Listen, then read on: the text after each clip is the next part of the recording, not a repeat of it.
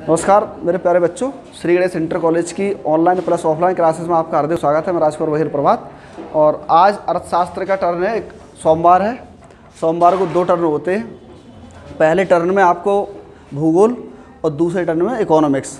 तो इकोनॉमिक्स में पहला चैप्टर है पालमपुर गाँव की कहानी। देखो, पालमपुर गाँव जो है वास्तव में ये काल्पनिक गाँव है। कैसा गाँव? ये काल्पनिक गाँव है। और इसी काल्पनिक गाँव की कहानी के माध्यम से दर्शाया गया है कि दुनिया में जितने भी देश हैं वहाँ पर कैसे व्यवसाय किए जाते हैं और वहाँ पर कौन कौन सी क्रियाएँ की जाती हैं। तो दुनिया के हर गांव में लगभग एक ही जैसी क्रियाएं होती हैं, एक ही जैसे विचार हैं, एक ही जैसी उनकी भावनाएं होती हैं और काम करने के तरीके भी लगभग एक जैसे ही होते हैं।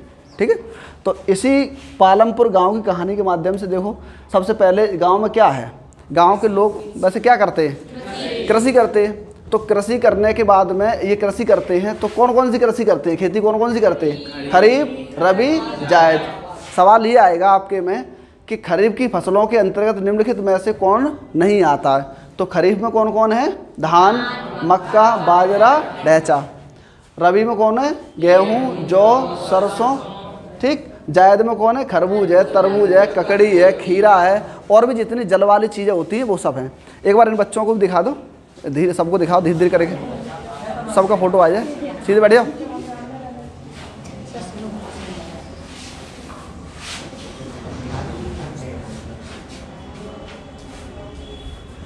ऐसे ले आओ। तो उसके बाद में ये सब कैसे, अब आप सवाल पूछेगा कृषि कैसा व्यवसाय है? तो कृषि बोल नहीं सकते एक बार में? प्राथमिक व्यवसाय। गांव के 75% से लोग ज़्यादा क्या करते हैं? खेती करते हैं। 25% में लोग क्या करते हैं? अन्य व्यवसाय में क्या है?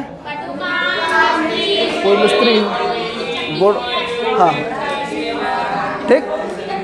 तो ये सब काम करते कि नहीं करते?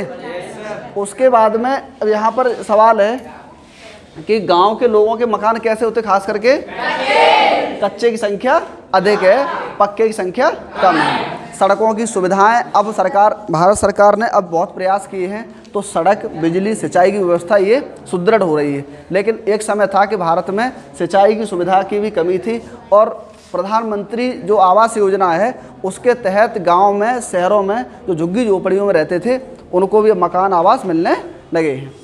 और पक्के मकानों की संख्या अभी भी शहरों की अपेक्षा यहाँ कम है। अब यहाँ आता है खेती बाड़ी ज़्यादातर किससे होती है? बैल और हल से। लेकिन हरित क्रांति के पश्चात ये पूरा भारत का परिदृश्य, पूरे गांव का परिदृश्य बदल गया है कि यहाँ पर ट्रैक्टर से खेती होने लगी है, कंबाइन मशीन से गेहूं कटने लगे हैं, धान कटने लगे। मक्का पहले देखा था, मक्का पहले काटी जाती थी, फिर उसको इकट्ठी करके उसको छिलाई की जाती, तब उसके बाद में उसको थ्रेसर से निकाल। अब क्या है, सीधे सीधे तोड़ो और उसको अलग कर लो दाने को। अब यहाँ एक शब्द आया है, हरित क्रांति। कौन शब्द है? हरित क्रांति को अंग्रेजी में ग्रीन रिवॉल्यूशन कहते हैं। क्या कहते हैं? अब हाँ, और यहाँ पर HYV seeds, high yielding variety seeds, जो उच्च गुणवत्ता वाले बीज हैं वो खेतों में प्रयोग होते हैं और फसलों की क्षमता है, उत्पादन करने की क्षमता है, वो ज़्यादा बढ़ गई है। यहाँ इधर दिखाओ, हरित क्रांति। सवाल पूछे आपसे, हरित क्रांति शब्द किसने दिया था? ग्रीन रिवॉल्यूशन शब्द किसने दिया है? तो विलियम गेड ने 1942 में ये शब्द दिया था। ठीक। और हरित क्रांति का जनक भारत में कौन है? तो हरित क्रांति के जनक भारत में MS स्वामीनाथन है। MS स्वामीनाथन का पूरा नाम है मनकाम्बू सवासी वन स्वामीनाथन। कोई दिक्कत? हाँ। और विश्व में हरित क्रांति के जनक पूछे तो आप ये कर देना, विश्व में हरित क्रांति का जनक डॉक्टर नॉर्मन बोरलॉग को कहा जाता है। नॉर्मन बोरलॉग को 1975 में, कहीं 72 में दिया है, 72 में इन्हें शांति का नोबेल मिला था। लेकिन अब पूछे नॉर्मन बोरलॉग पुरस्कार किस क्षेत्र में दिया जाता है? तो आपको लगाना कृषि। और नॉर्मन बोरलॉग को पुरस्कार किस क्षेत्र में मिला था? नोबेल पुरस्कार तो शांति के क्षेत्र में। हाँ, नॉर्मन बोरलॉग पुरस्कार कृषि के क्षेत्र में, नॉर्मन बोरलॉग को नोबेल पुरस्कार शांति के क्षेत्र में। दोनों अलग अलग सवाल हैं। ठीक। और भारत में हरित क्रांति कब आई थी? 1966-67 में। हरित क्रांति का सबसे ज़्यादा प्रभाव किस पे पड़ा? गेहूं, धान पे पड़ा, मोटे अनाजों पे पड़ा, और जबकि मोटे अनाज कम पड़ा अपेक्षाकृत। ठीक। हरित क्रांति सबसे ज़्यादा भारत में प्रभावित होने वाले 2 राज्य कौन से? पंजाब, हरियाणा और पश्चिमी Uttar Pradesh. Punjab, Haryana and western UP. ठीक। और पूर्वोत्तर में इधर सफल क्यों नहीं हो पाई? क्योंकि यहाँ पर जनजाति क्षेत्र है, ये अनाज कम खाते हैं और ये मांस का प्रयोग ज़्यादा करते हैं। दक्षिण भारत में क्या पठारी क्षेत्र है, नहरों की सिंचाई कम है, इसलिए यहाँ पर हरित क्रांति सफल नहीं हो पाई। जहाँ पर प्लेन एरिया होता है वहाँ पर सिंचाई अच्छे कर पाओगे, पानी अच्छे समय से रुक जाएगा।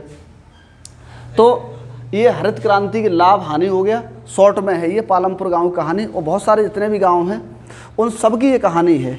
वहाँ पर छोटी छोटी बातों को लेकर झगड़े होंगे, ये नेगेटिव पक्ष में लिखना, छोटी छोटी बातों को लेकर झगड़े हो जाते हैं या अंडरस्टैंडिंग बहुत कम होती है, होगी तो इतनी होगी कि लड़ाई झगड़े तक सीमित रहती है।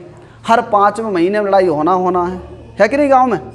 तो ये हर गांव कहानी है। पालमपुर गांव से ये संदर्भ दिया गया है कि दुनिया में जितने भी गांव हैं वहाँ लगभग एक जैसी स्थिति है।